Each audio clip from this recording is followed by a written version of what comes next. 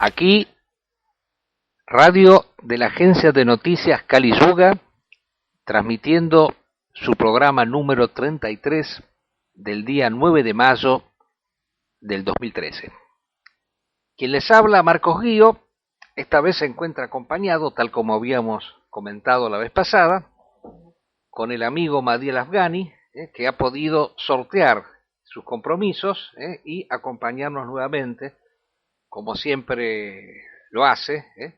Así que lo saludamos, nuevamente reincorporado al programa. Saludo a todos los oyentes. Bueno, el programa del día de hoy, luego de la pausa que hemos tenido, una pausa obligada en la semana pasada, pausa que nos hace muy bien para poder de alguna manera reconcentrar energías en las nuevas actividades que debemos formularnos, el programa de hoy versará sobre 3 puntos puntuales. Bueno, el primero es algo que tendríamos que haber hecho la semana pasada en caso de que el programa se hubiese emitido normalmente, que es el aniversario de la muerte de Osama Bin Laden. Y nosotros hemos titulado ese punto que trataremos especialmente, ese homenaje que brindaremos a Osama Bin Laden, érase una vez en Abbottabad. El segundo punto tiene que ver una vez más con el aporte que nos hace siempre desde San Carlos de Bariloche ese gran pensador tradicionalista eboliano que es el doctor Julián Ramírez, que esta vez nos ha escrito un texto muy interesante y que de paso quería comentar, ¿no? Algunos amigos que lo quieren tener, inmediatamente lo publicaremos en la página del Centro Eboliano de América y a su vez en el foro del Centro Eboliano que nosotros tenemos, pero el estreno lo tenemos acá en el programa. Una vez que lo leamos, en el día de hoy o mañana será publicitado en esos lugares de internet. El texto es de Ramírez, se titula La feminización del mundo moderno. Y finalmente, el tercer punto, que es ya el relativo a las cosas concretas que acontecen en la guerra de civilizaciones, bueno, nos queremos referir una vez más a la cuestión siria, a raíz del último acontecimiento interesante para analizar, que es la participación de Israel en el conflicto sirio, y trataremos de ver las implicancias que ese hecho tiene desde el punto de vista de la guerra de civilizaciones. Así que esos van a ser los 3 puntos principales, aunque creo que después hay otro que le sugiere Ramírez al amigo al-Afghani, al amigo Mahdi, que también lo trataremos en lo posible, aunque sea sintéticamente, pero lo trataremos. Bueno, quiero hablar, o queremos hablar, porque es un tema que de alguna manera nos interesa muchísimo, nos conmueve enormemente, la muerte de ese gran líder de la lucha tradicional antimoderna, que fue Osama Bin Laden, el cual, bueno, justamente como fue un gran luchador en contra de la modernidad, y luego analizaremos así algunos detalles de su existencia, algunas de sus batallas cumplidas e incumplidas, tuvo que padecer las 1001 demonizaciones en todos los ámbitos, no solamente del campo del enemigo, que lo ha considerado un asesino, un terrorista, un ser deleznable sobre el cual se había puesto una recompensa varias veces millonarias en dólares, o sea, un asesino directamente. Fue curioso, el gran asesino Obama, asesino de miles y miles de personas inocentes, calificaba de asesino a Osama Bin Laden, que simplemente luchaba como todo gran guerrero de Dios, y quiero utilizar el término acuñado por el líder de Hamás, murió un guerrero de Dios, murió armas en manos un guerrero de Dios. Fue demonizado el guerrero de Dios no solamente por los enemigos, sino también por aquellos pretendidamente amigos o antinorteamericanos que han descrito a su figura permanentemente como un agente de los mismos norteamericanos, como una persona que trabajaba para los norteamericanos. Y esto es interesante. Solamente a él le ha pasado eso, porque nadie hubiera dicho jamás del Che Guevara, por ejemplo, que era un agente de los norteamericanos. ¿eh? O sea, todos aceptaban que fue un revolucionario que luchó, armas en manos, murió, equivocado, lo que sea, se lo habrá demonizado, pero nadie supuso en algún momento que trabajaba para el enemigo. Bueno, de Bin Laden se dijo eso, y curiosamente, ¿de quién se dice? ¿Eh? Del que realmente le produce daños a ese enemigo, porque la guerrilla del Che Guevara fue una cosa ineficaz, que no produjo el más mínimo daño al sistema, al contrario, lo fortaleció. Es interesante conocer cómo terminó esa guerrilla, que fue realmente un movimiento descabellado.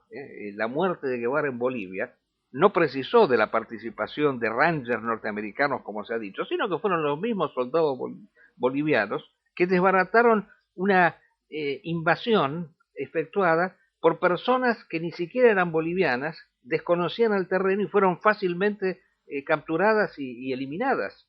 Había personas en la guerrilla de Guevara que ni siquiera hablaban el castellano, hablaban el francés solamente. Así que, pero de esta persona de Guevara, que era así, reconocemos, anti-norteamericano, a nadie se le ocurrió decir nunca que fue un agente de los enemigos. Ahora, ¿cuál es la importancia de Bin Laden? Yo creo que hay que decirlo alguna vez. Y nosotros no tenemos en ese aspecto escrúpulo alguno de decir lo que pensamos. O sea, somos personas libres totalmente. No tenemos miedo de decir lo que pensamos. Y lo decimos abiertamente. No tenemos reticencias en nuestras formulaciones. Pocas veces se ha visto alguien que, siendo, digamos así, enemigo de los norteamericanos, no tuvo ningún respaldo de nación alguna, como en el caso del Che Guevara. Sigamos comparando al Che Guevara con Osama Bin Laden. El Che Guevara, o los Vietcongs que lucharon contra Estados Unidos en la guerra de Vietnam, tenían el respaldo de alguna superpotencia, de Rusia, de China. Guevara tenía el respaldo de potencias extranjeras. Cuba no hubiera podido subsistir nunca si la Unión Soviética y China no lo hubieran respaldado. Eso es indudable. El movimiento que pergeña Bin Laden no tenía respaldo de ninguna gran potencia. Y no solamente eso. Este gran guerrero de Dios luchó contra las dos superpotencias, porque primeramente luchó contra Rusia en la guerra de Afganistán, integrando las brigadas árabes que lucharon en contra del comunismo que invadía Afganistán, y luego luchó contra los norteamericanos. Ahora, los detractores de esta figura dicen, claro, él fue un agente, ahí está la propaganda rusa de por medio en todo esto, fue un agente de la CIA que luchó en contra de los rusos en Afganistán. Se olvidan mencionar estas personas, o sea que en primer lugar no existe una sola prueba que lo pueda vincular fehacientemente con la CIA. Eso lo dicen varios analistas que han tratado directamente el tema. No hay un documento que diga sí, si era agente de la CIA. Y luego voy a dar otro argumento de por qué no podía ser agente nunca de la CIA. Y en segundo lugar, que él ya, cuando luchaba en Afganistán en contra del comunismo ruso, ya se manifestaba como anti-norteamericano. Hay declaraciones de él condenando a los dos imperialismos, a las dos cabezas de una misma hidra venenosa, que es el materialismo, el mundo moderno. Incluso Osama solía decir, es peor Norteamérica, porque es un ente corruptor. Aparte, es un enemigo que corroe el alma directamente de las personas. El comunismo aplasta al ser humano, pero deja intacta esa espiritualidad interior. Y por eso, cuando cae el comunismo, hubo muchas manifestaciones espirituales muy interesantes dentro de Rusia. Hubo un resurgir de la religiosidad en los países excomunistas, porque el comunismo no pudo aplastar nunca la parte de la fe religiosa, la espiritualidad de los pueblos. O sea, fue una tiranía que solamente se impuso por arriba. Ahora, yo quiero dar el argumento fundamental de por qué no podía ser un agente de la CIA. Muchas veces se ha dicho, Bin Laden era un multimillonario. y se lo vinculaba por eso con Bush, porque eran petroleros los dos. La familia Bin Laden y la familia Bush eran muy unidas. Fíjense qué cosa más insólita y nefasta es todo esto, porque en realidad era el padre de Bin Laden el amigo de Bush. Bin Laden fue un heredero de una gran fortuna. Ahora, fíjese usted que él esa fortuna la puso al servicio de una causa revolucionaria. Entonces, eso lo equipara, por ejemplo, a una figura como San Francisco de Asís, que era también una persona rica, pero que se desprende de la totalidad de los bienes para dedicarse exclusivamente a una tarea espiritual.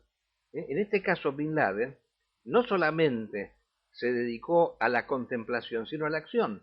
O sea, una persona muy espiritualizada, o sea, que al mismo tiempo consideró que la, la vía espiritual no era una vía meramente contemplativa, sino que debía ser una vía heroica. Había que derrotar al enemigo moderno, no solo dentro de sí mismo, sino afuera de uno mismo. Entonces, eso es rescatable, eso es algo valorable. Él fue el hijo mayor, el primogénito, que heredó la fortuna del padre, se olvidan esos detalles. Entonces, esa fortuna la puso al servicio de una causa. ¿Cómo podía ser empleado de la CIA un multimillonario? Dicho de una manera sencilla. Es absurdo decir una cosa así.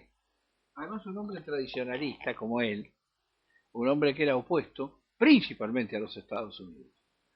Yo, que he tenido la fortuna, el regalo de Dios de conocerlo en Afganistán, a mí él me dijo, una cosa es el mundo sin Dios, esto es naturalmente la Unión Soviética, ¿verdad?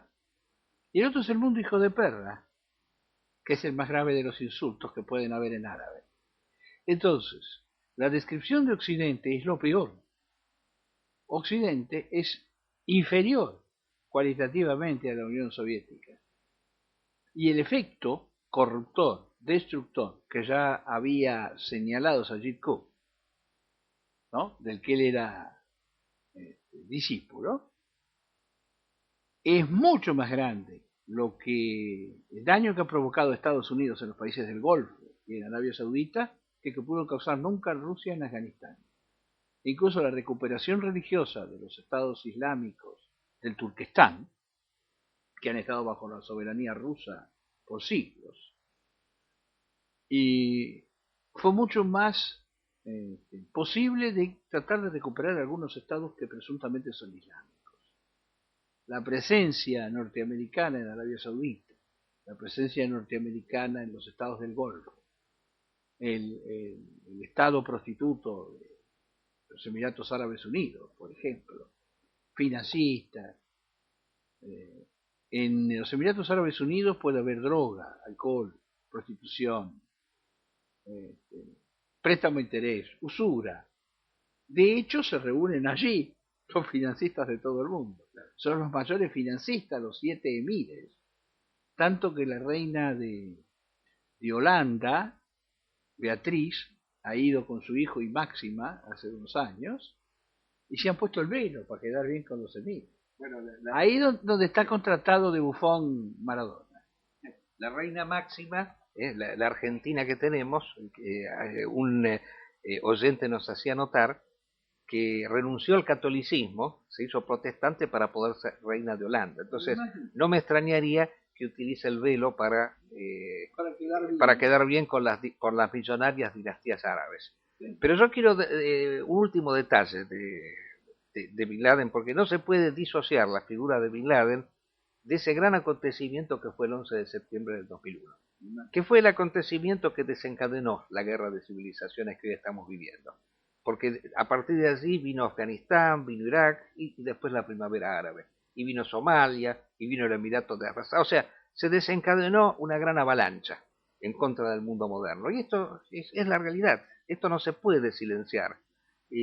Los detractores de Bin Laden decían, él lo hizo, él como era un agente de la CIA, hizo esto para que Norteamérica pudiera invadir el mundo. En realidad, Bin Laden tenía la estrategia misma, ya que lo comparamos con el Che Guevara, la misma estrategia de Guevara, que era hacerlo entrar en las mil y una guerras, porque decía que Norteamérica, en el fondo, es un país materialista que odia la guerra, si la hace es por necesidad, Y si uno le hace hacer 1000 guerras, lo destruye más fácilmente, porque carece del temple guerrero. Y él lo pudo comprobar en el operativo Halcón Negro que realiza en Somalia en el año 98, cuando con una pequeña tropa de miembros de la organización, luego de haber batido a los rusos en la guerra de Afganistán, hacen entrar a Norteamérica en una emboscada, eliminan a una veintena, no me acuerdo exactamente la cantidad de soldados norteamericanos que mueren, y Clinton, que era el presidente en aquel momento, resuelve a partir de esa derrota contundente retirarse de Somalia. Entregan la ciudad de Mogadiscio a los mismos rebeldes que habían ido a combatir, y resulta ser, él dice, esto es más fácil que derrotar a los rusos. De allí pergenia el 11 de septiembre del 2001. Ahora, alguien dice, los civiles inocentes. Vamos a aclarar las cosas. Aquellos civiles inocentes pertenecían a al mismo pueblo que tiró la bomba atómica, cuyo gobierno tiró la bomba atómica en Hiroshima y Nagasaki. Ahora yo me pregunto, ¿eran tan inocentes las personas que murieron el 11 de septiembre en las Torres Gemelas? ¿Las Torres Gemelas qué eran? ¿Eran un complejo habitacional o eran un centro financiero? Hay que decir las cosas con claridad. Se destruyeron, con la destrucción de las Torres Gemelas, se calcula que se destruyeron 100 mesas de dinero.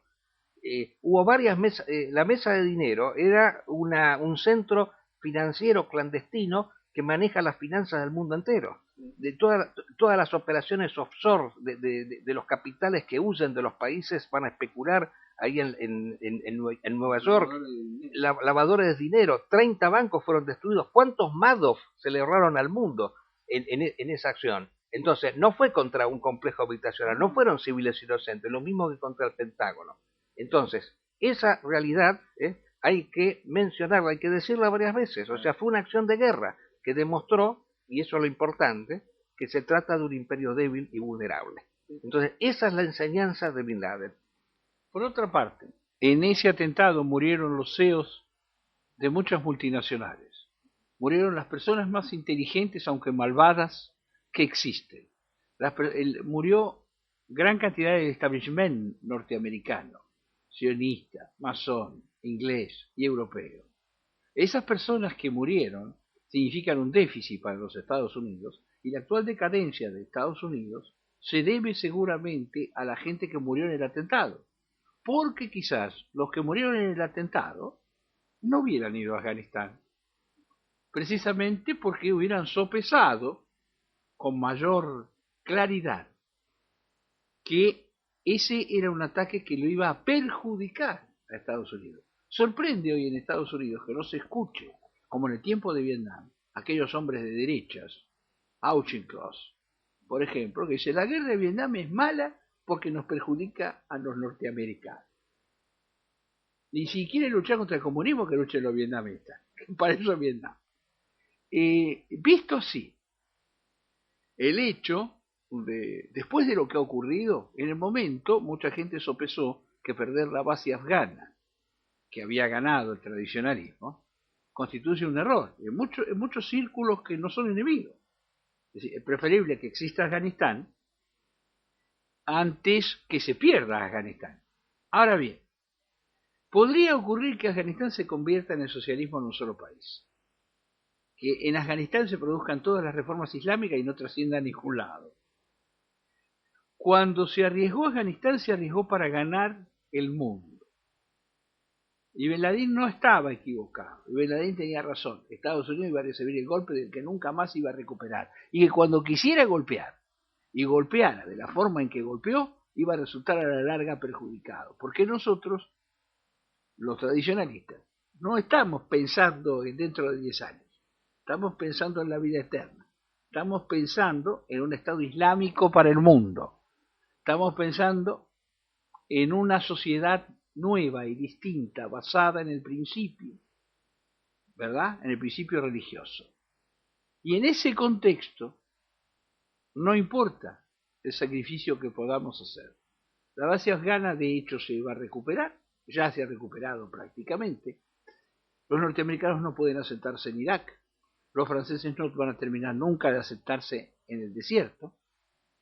No es bueno para Estados Unidos ni para Europa seguir peleando con el Islam. Lo único que han conseguido es que el Islam levantara la cabeza. Bueno, y terminando esto, yo quiero acá recordar el acontecimiento del 2 de mayo, para decir dos palabras, del 2010, del 2011, perdón, que es cuando muere Osama Bin Laden. Nosotros ya mencionamos en otro programa esa famosa película La noche más oscura, en donde se comentó, se explicó exactamente cómo fue el operativo, con lujos de detalles, y aclaramos también en otro programa que de los 25 participantes de ese operativo, murieron 23 y quedan 2 vivos solamente. O sea, 21 cayeron en un helicóptero que fue abatido por los talibanes. Nosotros explicamos que ese helicóptero iba para eliminar al Mullah Omar, y otros 2 murieron en un accidente que no se conoce bien. Pero lo interesante fue lo siguiente, que el presidente de los Estados Unidos, Obama, cuyo apellido es parecido a Osama, y muchas personas hacían un juego de palabras Obama y Osama, cantó victoria después de la muerte de Bin Laden, porque dijo que se había terminado Al Qaeda. Bien, resulta ser que en Libia, al poco tiempo, la revolución libia fue llevada a cabo por Al Qaeda, y ahora nos enteramos que en Siria la revolución que se está desarrollando en contra de Assad tiene como eje principal el grupo Al-Nusra, que es una rama declarada de Al Qaeda. Así que Al Qaeda está más fuerte que nunca. La sangre de los mártires irriga los movimientos revolucionarios. Ese es el error que lo que no entiende Obama es eso. Él cree que matando a algunas exponentes se termina con el fundamentalismo, y todo lo contrario, se multiplica. Pasa con el tema de los drones. Cuando él está convencido que estos aviones sin piloto inteligentes que asesinan a mansalva van a terminar con Al Qaeda. Y todo lo contrario, muere un miembro de Al Qaeda y surgen por reacción y bronca, ya que junto al miembro de Al Qaeda han muerto varios civiles inocentes, por lo menos otros 10 que están dispuestos a ocupar el lugar que se ha dejado vacante. Entonces, esto no se termina así. Es como tapar el cielo con un arnero. Es como querer, digamos así, endulzar el océano tirando agua dulce de los ríos. Es imposible. Este movimiento está destinado a expandirse, a desarrollarse. Y nosotros estamos presenciando, y esto es lo fundamental que queremos decir aquí, el comienzo del fin del mundo moderno. El mundo moderno no se va a caer solo, sino que va a ser destruido por una fuerza tradicional que ponga los valores del espíritu por encima de los valores de la materia, que ponga a Dios por encima del mundo. Esto ha recién empezado, porque es indispensable. Usted habló de una revolución islámica en el mundo. Yo quiero ser más amplio al respecto. Tiene que ser una revolución espiritual en el mundo, de una unidad trascendente de todas las grandes religiones. El Islam tiene que despertar el fundamentalismo católico, el fundamentalismo brahmánico, el fundamentalismo budista.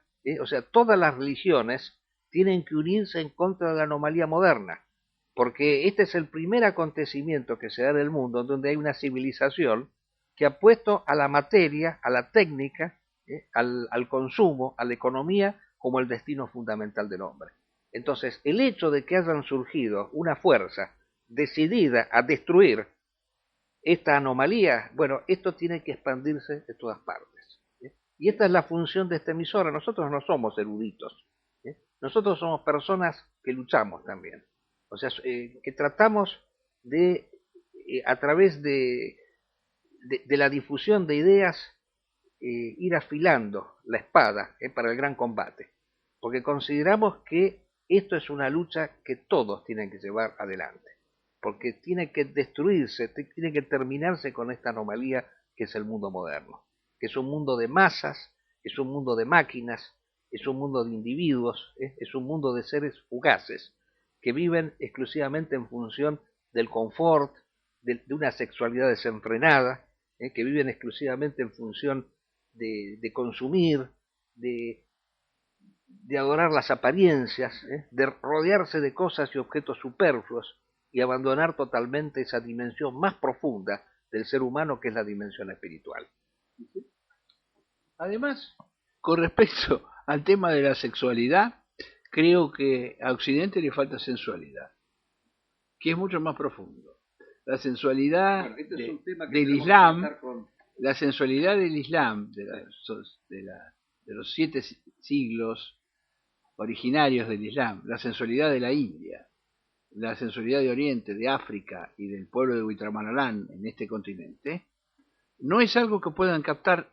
Uno observa que los anglosajones tienen relaciones sexuales en lugares completamente inapropiados. En vez de una habitación, en una cama, en un avión, en un baño, en un lugar escondido, en lugares inapropiados. Y todo eso es porque no es verdadera sensualidad. Es una sexualidad solamente física y sin ningún contenido que engrandezca. Claro, independientemente de eso, lo que nosotros vemos es un hombre que vive exclusivamente obsesionado por el sexo. Eso es lo que se está dando actualmente. Bueno, y este punto justamente nos relaciona con el tema siguiente, que es el texto del amigo Julián Ramírez, que nosotros vamos a leer seguidamente. Así que ahora sí, pasamos al segundo punto, hecho el homenaje a ese gran héroe que fue Osama Bin Laden. Vamos a pasar al punto siguiente, que es el texto de Julián Ramírez, la feminización del mundo moderno. Viene bien este puente que establecimos con respecto al tema de la sexualidad. Bueno, voy a leer el texto, que se titula, decíamos, la feminización del mundo moderno. No escapa a ningún atento observador de la realidad contemporánea la creciente presencia de la mujer en todos los aspectos de la civilización moderna. Su presencia aumenta en todos los planos, en la política, en la educación, en las profesiones, en el mundo laboral y hasta en las Fuerzas Armadas y en la policía. Yo quiero agregar también en el deporte, con estos fenómenos absurdos que son las mujeres que boxean, siendo el boxeo un deporte violento que lo menos que puede tener es femineidad. Eso afea a la mujer, propiamente. Bueno, se trata de un hecho propio de una sociedad anormal, no sujeta a ninguna norma superior, en donde reina el constante cambio, la transformación, el devenir tras el falso mito del progreso. El hombre moderno es como el mono que anda de rama en rama. En sentido totalmente opuesto, la sociedad tradicional está totalmente informada por una idea metafísica o religiosa que da el tono a todo el conjunto. ¿Y cuál es el origen de todo esto? Se trata de la pérdida de la virilidad espiritual por parte del hombre moderno. Es decir, un hombrecito que ya no sabe lo que es ser varón. Se trata de los últimos hombres, según la expresión de Nietzsche. Pero esta situación no es responsabilidad alguna de la mujer. El único responsable es el hombre. Lo que ha hecho a la mujer es ocupar espacios que ha dejado el hombre, que ha renunciado a su naturaleza viril. Y esa naturaleza espiritual del varón no puede ser reemplazada por la naturaleza de la fémina, que tiene su expresión propia y legítima en otra dimensión. En la actual guerra de civilizaciones vemos cómo en el fundamentalismo islámico se aplica un correcto criterio de discernimiento entre la naturaleza del varón y la de la mujer, cosa tan criticada por las distintas corrientes del mundo moderno, en donde pululan cada día más esas aberraciones de movimientos feministas y de liberación de la mujer, ajenos totalmente a la verdadera naturaleza femenina. No somos islámicos, pero en esto reconocemos un rasgo fundamental de toda civilización tradicional, y que debe ser defendido cualquiera sea la religión o la etnia. También veamos que la democracia profundiza cada día más esa tendencia hacia la feminización del mundo moderno.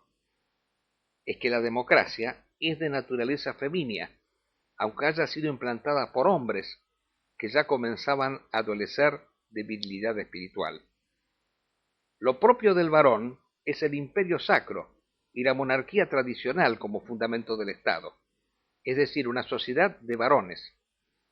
Se escucha a muchas mujeres quejarse porque faltan hombres. Instintivamente intuyen que algo falta, y tienen razón. Esperamos la crítica de los que nos acusarán de reaccionarios, medievales, oscurantistas, retrógrados, machistas, fachos, pero no nos harán mella. Cuando aparece la virilidad espiritual, toda mujer bien nacida automáticamente se ajusta a ella. Bueno, este es el texto de Ramírez, de San Carlos de Bariloche, y luego agregado una postdata que quiero leérsela a ustedes especialmente.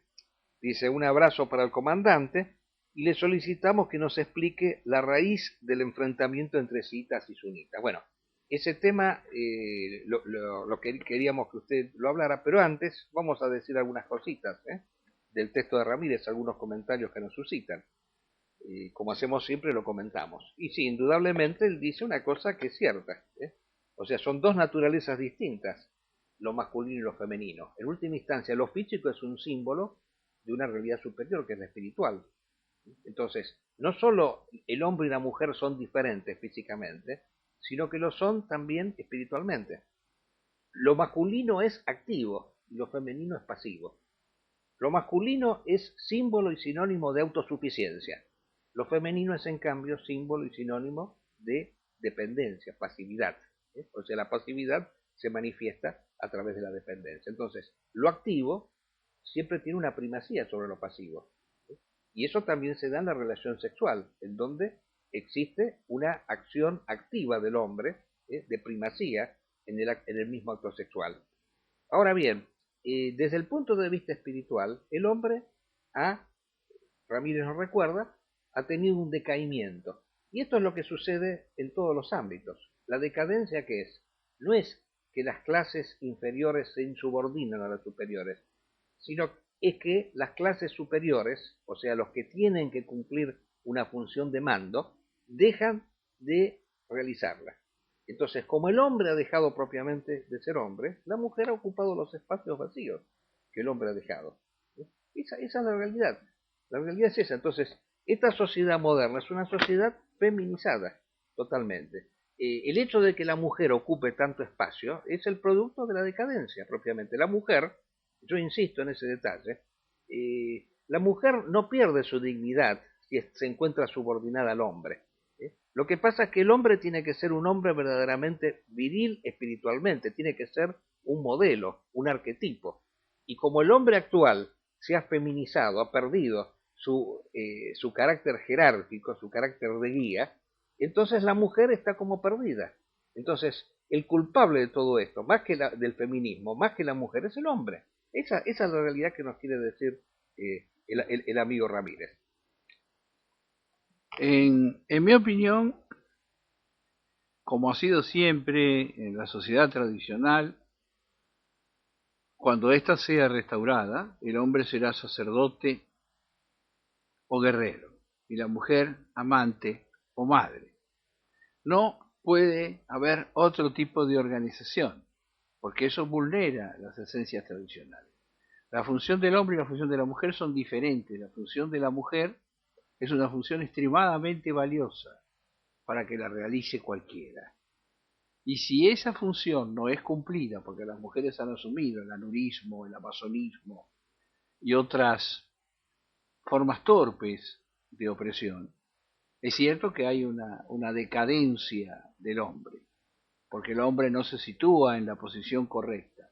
En el mundo islámico, sin ninguna duda, se mantiene el orden tradicional, simbolizado preferentemente en la poligamia, ¿verdad? En la poliginia, más estrictamente. Porque no puede percibirse de otra manera la realidad. La sociedad es regida por los hombres. Y las mujeres tienen un amplio espacio, y gran espacio, y mayúsculo espacio, porque las mujeres son las que proveen dulzura, ternura, tienen la excelsa angelidad de dar la vida. La mujer no es un ser inferior o menor, es un ser que es una donación que Dios nos ha hecho a los hombres. Por eso debe ser protegida, respetada y resguardada. Por eso el harén, precisamente. Por eso el velo, porque no debe mostrarse sino su Señor. En Occidente, lógicamente, al inducir los cambios que se han producido, se pregunta por qué no podrían hacer ellas lo que no hacen los hombres, ¿no? Que esto es lo que ha ocurrido. Las mujeres tienen una idea equivocada de la realidad, excepto que se encuentren frente a alguien que tenga las características que dice el amigo Ramírez. Pero cuando aparece ese hombre que tiene esas características, las mujeres se ubican inmediatamente en la posición que es más beneficiosa a su sexo, ¿no? Porque ahora se ha tomado la torpeza de decir el género, ¿no? Porque ya no se, hay como cierto puritanismo, cierto victorianismo, una sexofobia que impide decir sexo femenino, hay que decir género. Eso es un enorme despropósito. Ahora, vamos al otro tema. Claro, porque la sociedad moderna lo que ha hecho es considerar la sexualidad como una elección, no como un dato natural propio. Por eso se habla de género. Claro. El sexo es una elección para los modernos. Hay tantísimos géneros, ¿no? Francamente ridículo. Solo existen dos sexos, nada más.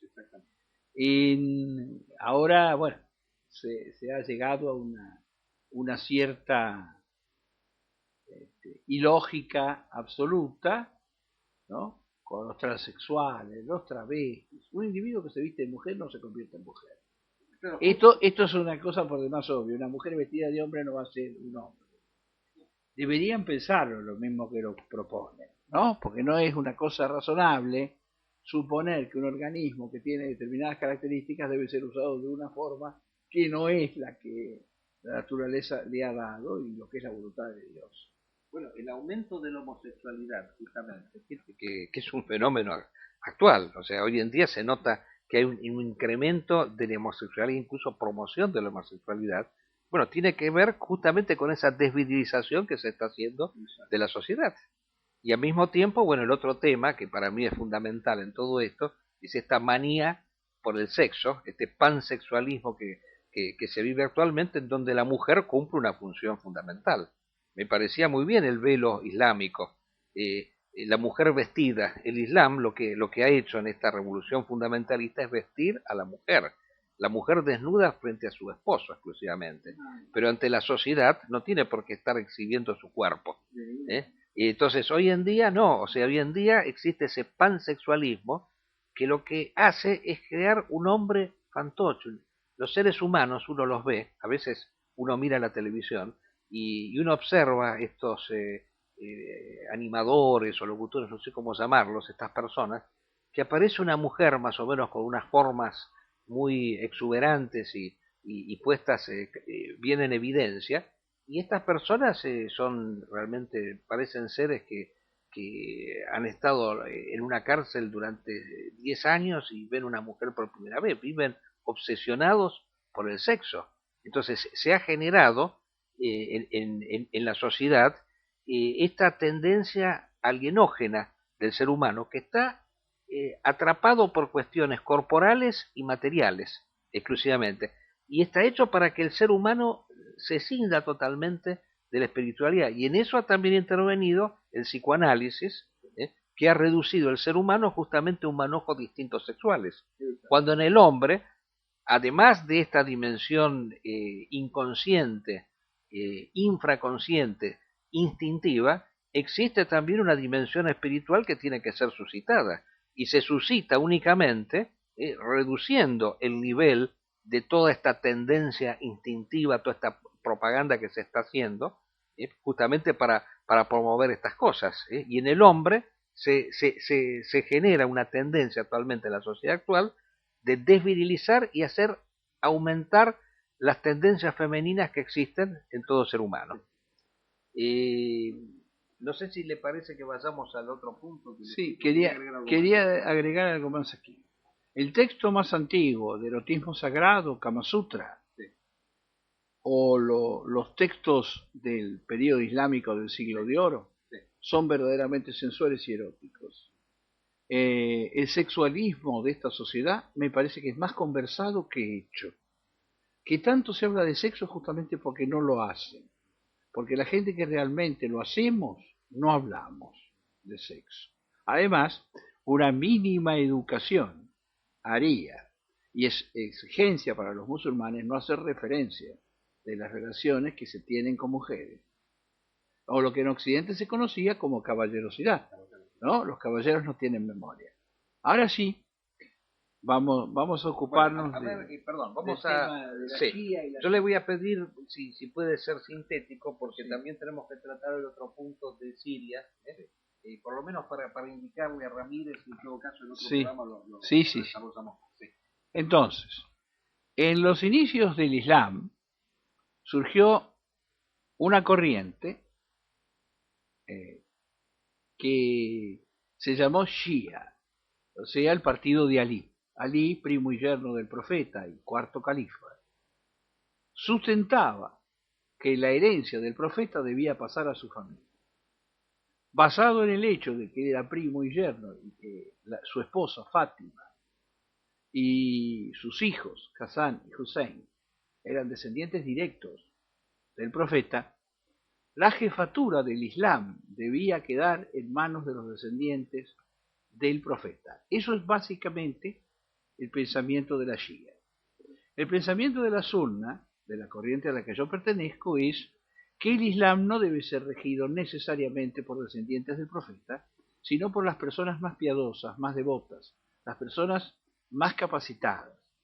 Porque ciertamente un mártir está por encima y un héroe de cualquier miembro de la familia del profeta, asimismo, a menos que él mismo sea un mártir. Ciertamente, algunos de los maestros shías son merecedores del mayor de los respetos, Khomeini, por ejemplo.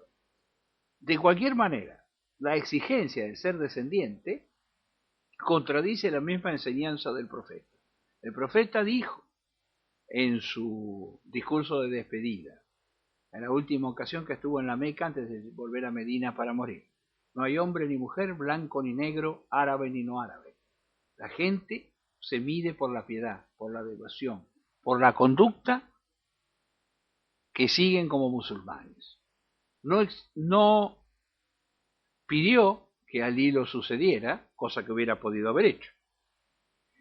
Por el contrario, envió a dirigir, cuando ya estaba enfermo para morir, envió a Abu Bekr a dirigir la oración. La elección de Abu Bekr, que fue hecha por la multitud, se basa principalmente en que el profeta lo consideraba su mano derecha y que fue el hombre al que designó para dirigir la oración, cuando él ya no pudo dirigirla. Incluso en ocasión que tuvo una pequeña mejora de su enfermedad y concurrió a la mezquita, Abu Bekr le cedía el lugar, pero él se quedó sentado allí donde estaba y le dijo a Abu Bekr que continuara rigiendo a los musulmanes. Esto nos indica claramente que el profeta prefería a su amigo Abu Bekr porque lo consideraba el más apropiado para suceder.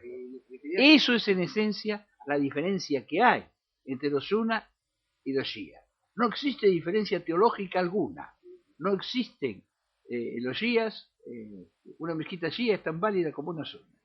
No hay en ellos ningún tipo de pensamiento que sea desviado, excepto grupos mínimos. Ahora, el pensamiento Shia tiene su sustento en la idea de que hay una familia elegida, que sería la familia del profeta, y nosotros opinamos que no hay familias elegidas, hay personas elegidas. Ahora, ¿cómo se explica que, siendo tan mínima la diferencia, ¿no? Porque en el fondo, si usted me dice que no hay diferencias teológicas, exista esa confrontación tan grande entre chiitas y sunitas? Porque fíjese usted cómo estamos un poco en el tema sirio, y hoy en día lo que determina que un sector esté de un lado o de otro es si es chiita o si es sunita. ¿Cómo puede ser? ¿Cómo se explica ese antagonismo si es tan insignificante? No es insignificante, es una diferencia política fundamental. Bueno, pero no es en todo caso, pero no teológica. Ahí está. Para ellos es trascendente que el conductor venga de la casa del profeta. De hecho, hay por el mundo miles de descendientes del profeta ¿no? Uno de los cuales un expresidente argentino de religión católica, Carlos Menem. Si vamos a verlo de esa manera, estamos francamente perdidos. Eso no sabía. Por supuesto. No, es verdad. Efectivamente, el expresidente Carlos Menem es descendiente del profeta, pero es católico.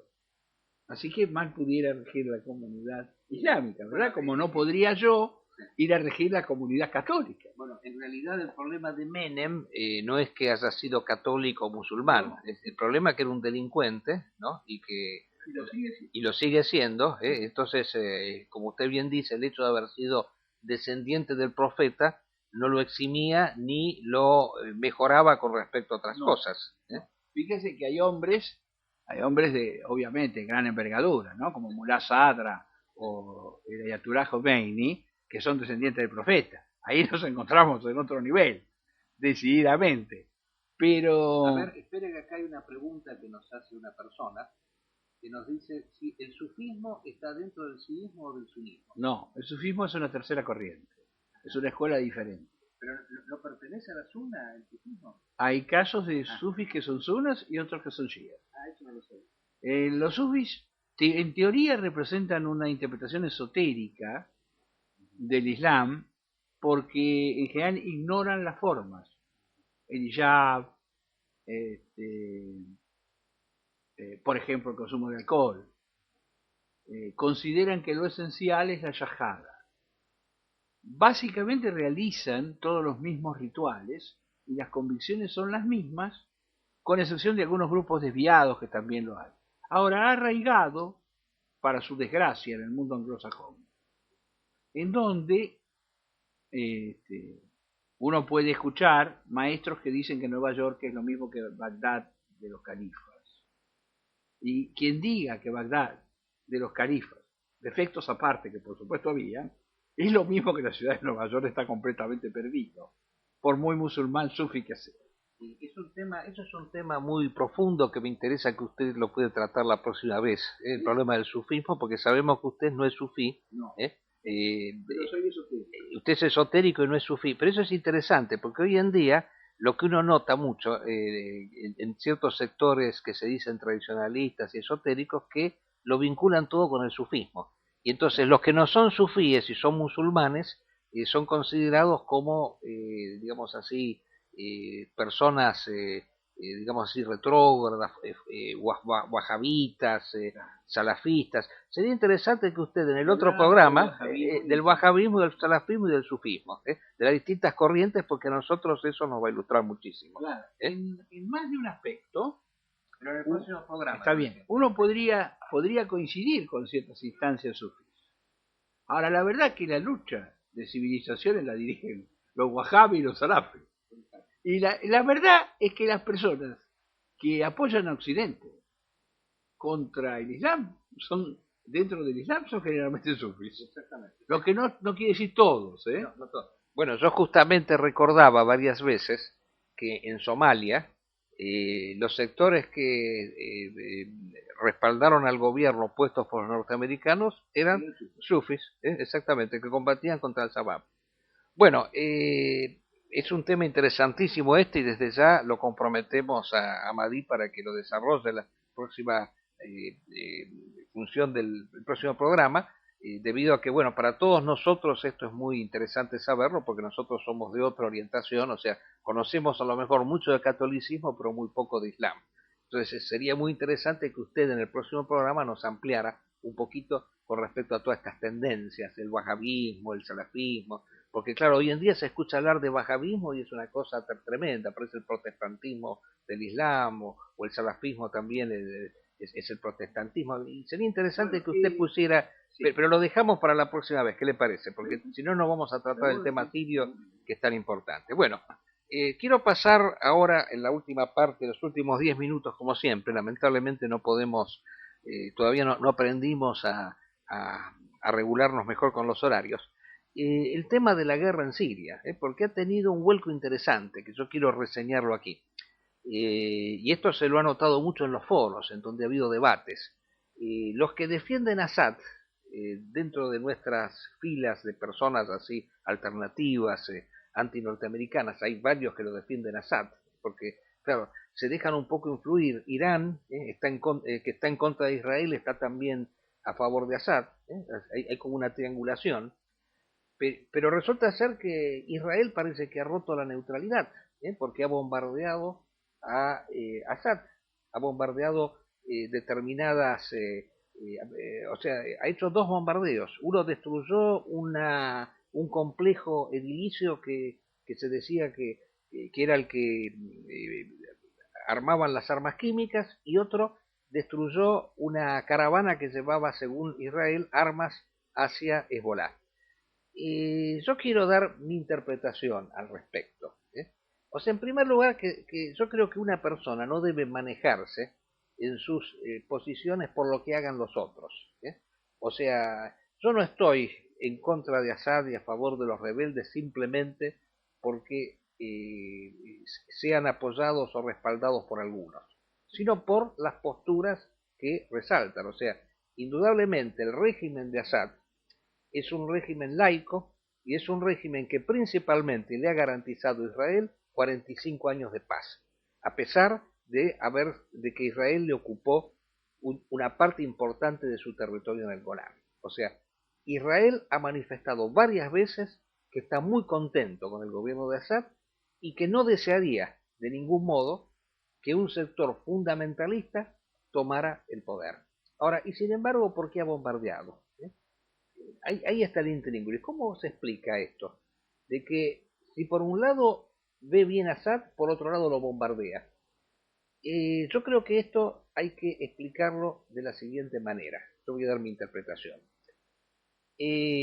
Por un lado, el mismo gobierno israelí, a través de la figura de Netanyahu, se ha encargado de hacerle saber a Assad que esto es un bombardeo preventivo, localizado exclusivamente hacia los grupos fundamentalistas, en este caso Hezbollah. Israel está en guerra con Hezbollah. Está en guerra por Hezbollah, pero no está en guerra con Assad. Esto hay que ponerlo en claro. En el Líbano, Hezbollah es una fuerza de combate en contra de Israel, es clarísimo eso. Entonces, Israel considera que, tomando como excusa este conflicto armado, Irán le ha enviado a Hezbollah armas, pasando por el territorio sirio. Entonces, como no quiere que esas armas vayan a parar a Hezbollah, ha bombardeado. Y de la misma manera, cuando bombardea las fábricas en donde se construyen las armas químicas, está manifestando que lo que no desea es que estas armas caigan en manos equivocadas, entre comillas. ¿Y cuáles son las manos equivocadas? Los grupos fundamentalistas sunitas que están combatiendo en Siria. Esa es la realidad. Y por otro lado, y esto lo ha dicho y no por nada han cesado los bombardeos, fueron nada más que 2 bombardeos que ha realizado Israel. Y por otro lado, nosotros tenemos que tanto Estados Unidos como Rusia, en un viaje que ha hecho Kerry en estos días al territorio ruso, han establecido ponerse de acuerdo en abrir un proceso de paz y de negociación en Siria. La única diferencia que existe es si Assad tiene que continuar o no. Esa es la discusión que hay actualmente. Pero lo que tanto Rusia como Estados Unidos y como Israel desean es que en Siria haya un régimen democrático y no fundamentalista. Quieren evitar que Al-Qaeda, a través de Al-Nusra, tome el poder en Siria. Eso es lo que quieren evitar, en pocas palabras. Ese es el problema principal. Porque si llega a tomar el poder un grupo fundamentalista, a Israel se le termina la paz. Ya ha comenzado en estos últimos tiempos, a partir de la primavera árabe, la constitución de varias ramas de la organización Al-Qaeda en territorio egipcio, en el Sinaí. En Jerusalén también apareció Al-Qaeda en Jerusalén, y en el Golán, en estos días, fueron tomados prisioneros varios soldados de la ONU que preservaban la paz, y eso no fue Assad, sino que fueron los grupos fundamentalistas que se han sublevado allí. Así que Y eso está claro. O sea, de ninguna manera esta intervención de Israel ha modificado la sustancialidad del conflicto. Ahora, lo que sí que Assad quiere aprovechar este hecho para mostrarse a sí mismo como una especie de líder antisionista. Ahora, yo me pregunto, ¿qué clase de líder antisionista es aquel que al mismo tiempo de haber garantizado 45 años de paz con Israel en el Golán, está solicitando actualmente la intervención de las Naciones Unidas a raíz de que, como dijimos en la audición pasada, Al-Nusra se declaró parte integrante de Al-Qaeda? Entonces, él dice, los rebeldes forman parte del terrorismo internacional, la ONU debe intervenir. Entonces, ¿quién está planteando la intervención extranjera en Siria? Assad, no la están planteando los rebeldes. Naturalmente. La diferencia entre Estados Unidos y Rusia es que Rusia quiere que siga Assad y los norteamericanos quisieran poner un amigo de ellos. En honor de justicia, Assad es una garantía para Israel, un triunfo de nuestra gente, de la hermandad musulmana, de Al-Nusra, de Al-Qaeda. Ese es una catástrofe para Israel. El triunfo de Assad no es ninguna catástrofe para Israel. Ya con el statu quo. Claro, con el padre se mantuvo el statu quo y con él también. Cuando gobernó su padre, perdió las alturas de Golán y se quedó tan tranquilo. La verdad es que la verdadera catástrofe es que los grupos de musulmanes piadosos, los grupos de la oposición, sobre todo los grupos armados fundamentalistas, lleguen al poder y establezcan la Sharia. La intervención de Irán, la intervención de Rusia y la intervención occidental es absolutamente negativo para el progreso de la guerra de las civilizaciones y para el establecimiento de un Estado islámico, eventualmente emiratos y luego un califato. El verdadero problema de todos los poderes laicos es que se establezca el califato. Que eso le dé aire a una, como usted decía, a una nueva instauración del cristianismo en su naturaleza habitual, el que los hindúes fundamentalistas lleguen al poder. Eso es lo que no conviene. Auténticamente, lo que le conviene a todos es que esté el Assad. El Assad pertenece, aunque lo traten por la ventana, al mismo sector que gobierna en Occidente. Y los grupos armados pertenecen a sectores que son la negación del actual poder hegemónico mundial. Bueno, y quiero terminar el programa dando una noticia muy reciente, que de todos modos se la puede encontrar en nuestra página de la agencia Kali Yuga, ya relativas a Afganistán. Son las declaraciones que ha efectuado Putin respecto de la situación de Afganistán. Y lo voy a decir muy sintéticamente porque se nos va el programa, pero pueden leerlo ampliado en la página de la agencia Kali Yuga. Putin ha dicho que Estados Unidos se va a ir de Afganistán y Europa se van a ir de Afganistán, y que no está asegurada la paz en dicho país. Putin había apoyado, el régimen ruso había apoyado la intervención extranjera en Afganistán, pero dice, no han realizado su cometido. Entonces propone, y esto es lo interesante, que al irse a la OTAN y al irse a Estados Unidos de Afganistán, Obama ha dicho que no se va a ir del todo, que va a seguir con esos juguetitos que son los drones, que se dedican a matar talibanes y miembros de Al-Qaeda, y así les va. Putin, que es más realista, más guerrero, digamos así, que Obama, menos adicto a los videojuegos que Obama, ha dicho que va a haber un organismo sustituto de la OTAN que va a combatir en Afganistán para garantizar la paz, y alega el tráfico de drogas que está destruyendo a la población rusa que viene desde Afganistán. Y que llevaron ellos. Él dice que es el acuerdo de Shanghái, que está compuesto por China, Rusia y los países de Turquestán. Pero el problema que se plantea ahora es que Rusia se encuentra sola, y eso Putin lo reconoce. Ni Turquestán, ni Tayikistán, ni Uzbekistán, y no sé si se me escapa algún otro país, están en estos momentos dispuestos a llevar adelante una guerra en Afganistán como sustitución de las fuerzas occidentales que se retiran. Así que esa es la perspectiva. ¿Irá Rusia sola nuevamente a Afganistán a pelear contra los talibanes? Bueno, no me parece. pero Putin lo ha dicho. He de decir que las 6 naciones de Turquestán no están en capacidad de enfrentar semejante amenaza como significa que las tropas turquestanas que actúan junto al talibán van a ir por sus países. Bastante problema va a tener Karimov de Uzbekistán y Narvayev de Kazajstán en detener a las guerrillas fundamentalistas que hoy pelean al lado del talibán. Cuando el talibán ocupe todo el país, estas guerrillas van a ir a Uzbekistán, a Kazajstán, a Tayikistán y van a dar un montón de problemas. Y van a aparecer en la frontera rusa. Porque después, si ocupan esos países, bueno, Rusia los va a tener de vecinos.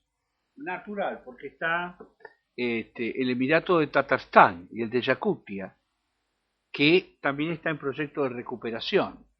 Ahora, a mí me parece que Rusia, sin China tiene además el problema de Uigoristán, es decir, de las poblaciones turcas de lo que ellos llaman Xinjiang, y de las 3 provincias chinas, de chinos musulmanes, que hay 100 millones de chinos musulmanes. No es una cosa fácil. Puede intervenir la India también, pero puede desatar una guerra con Pakistán, por ejemplo, muy inconveniente para la India. Además, la India está interviniendo en Asewad, al lado de Francia, ¿verdad? Me parece muy lejos del lugar que corresponde. Y un enfrentamiento con Pakistán podría ser grandemente peligroso. Una nueva guerra entre la India y Pakistán, sobre todo porque el negocio lo van a hacer los chinos.